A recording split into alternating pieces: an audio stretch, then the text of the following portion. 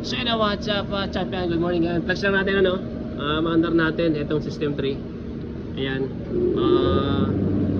isa lang yan. Yung number 1 standby siya. Yung number 2 naka-switch off kasi mataas yung running hours ng yan, system 2. Kasi ito sirado dati, yung terminal niya, repair na natin. Kaya ngayon siya bumababad ngayon automatically. Yan, tsaka kasi yun, siyang maandar automatically.